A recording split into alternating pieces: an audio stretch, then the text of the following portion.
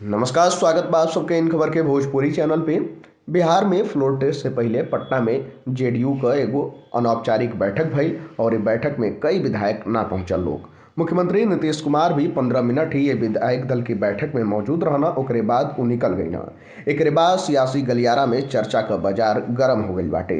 मंत्री श्रवण कुमार के आवास पर शनिवार के दोपहर में भोज के आयोजन कल गई और इनमें 40 विधायक ही पहुंचना, जबकि बिहार विधानसभा में जेडीयू विधायकन का संख्या 45 बाटे।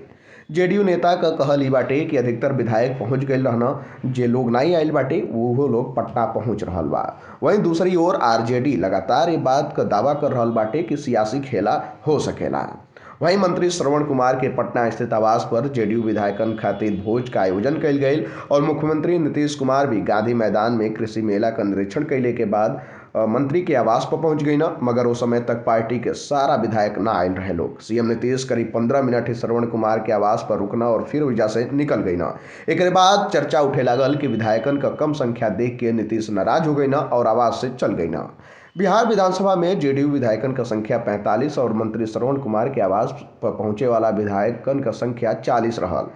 जेडीयू के जौन विधायक के बैठक में ना आए लोगों में डॉक्टर संजीव, बीमा भारती, शालिनी मिश्रा, सुदर्शन और दिलीप राय शामिल बाटे लोग। जेडीयू के वरिष्ठ नेता के द्वारा ना आइले पर विधायकन के फोन मिलावल गई और उनसे जानकारी लिहल गई।